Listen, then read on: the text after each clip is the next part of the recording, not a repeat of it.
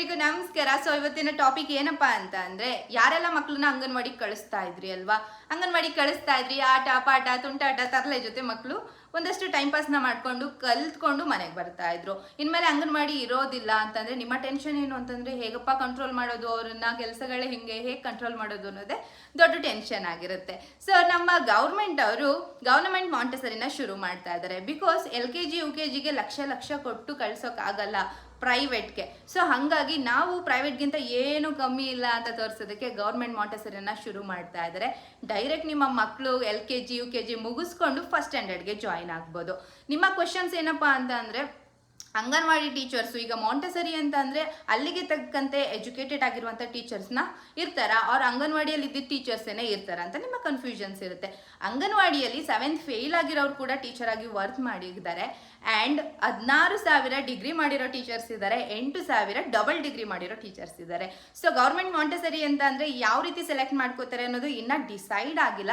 But education ಅಂತೂ high five ಆಗೇ ಕೊಡಬೇಕು ಅಂತ ಡಿಸೈಡ್ ಮಾಡಿದ್ದಾರೆ. ಸೊ ಮಕ್ಕಳು ಅಂತಂದರೆ ಬೇಸಿಕ್ ತುಂಬಾ ಇಂಪಾರ್ಟೆಂಟ್ ಆಗುತ್ತೆ. ಅಂಗನವಾಡಿಲಾದರೆ ಮಕ್ಕಳಿಗೆ ಊಟ ತಿನ್ನಿಸ್ಕೊಂಡು ಆಟ ಆಡಿಸ್ಕೊಂಡು ಸ್ವಲ್ಪ ಎಜುಕೇಷನ್ನ ಕೊಟ್ಟು ಕಳಿಸ್ತಾ ಇದ್ರು. ಬಟ್ ಗೌರ್ಮೆಂಟ್ ಮಾಂಟೆಸರಿನ ಶುರು ಮಾಡ್ತಾ ಇರೋ ಉದ್ದೇಶ ಏನಪ್ಪ ಅಂತಂದರೆ, ಡೈರೆಕ್ಟ್ ಫಸ್ಟ್ ಸ್ಟ್ಯಾಂಡರ್ಡ್ಗೆ ಹೋಗುವಾಗ ಅವರು ವೆಲ್ ಎಜುಕೇಟೆಡ್ ಆಗೇ ಹೋಗಬೇಕು ಮಕ್ಕಳು. ಅಂದರೆ ನಾರ್ಮಲ್ ಪ್ರೈವೇಟ್ ಸ್ಕೂಲಲ್ಲೆಲ್ಲ ಹೆಂಗೆ LKG UKG ಅಲ್ಲೆಲ್ಲ ಕಂಪ್ಲೀಟಾಗಿ ಅವರು ಏನೇನು ಬೇಸಿಕ್ನ ಕಲಿಬೇಕು ಅದನ್ನು ಕಲಿಸ್ತಾರೋ, ಅದೇ ರೀತಿ ನಾವು ಕೂಡ ನಮ್ಮ ಮಾಂಟೆಸರಿಯಲ್ಲೂ ಕೂಡ ಯಾವುದಕ್ಕೂ ಏನು ಕಮ್ಮಿ ಇಲ್ಲ, ಮಕ್ಕಳು ಫುಲ್ ಸ್ಟಡಿ ಆಗಿ ಎಲ್ಲನೂ ಕಲ್ತೇನೆ ಮುಂದಕ್ಕೆ ಮೂವ್ ಆಗಬೇಕು ಅನ್ನೋ ಒಂದು ಇಂಟೆನ್ಷನ್ ಅವರು ಇಟ್ಕೊಂಡಿದ್ದಾರೆ. ಸೊ ಹಾಗಾಗಿ ಟೀಚರ್ಸ್ನ ಸೆಲೆಕ್ಷನ್ಗಳು ಕೂಡ ಹಾಗೆ ಆಗ್ಬೋದು ಅಂತ ಅಂದ್ಕೊಂಡಿದ್ದೀವಿ. ಇನ್ನು ಅದ್ರ ಬಗ್ಗೆ ಚರ್ಚೆಗಳು ನಡೀತಾ ಇದ್ದಾವೆ.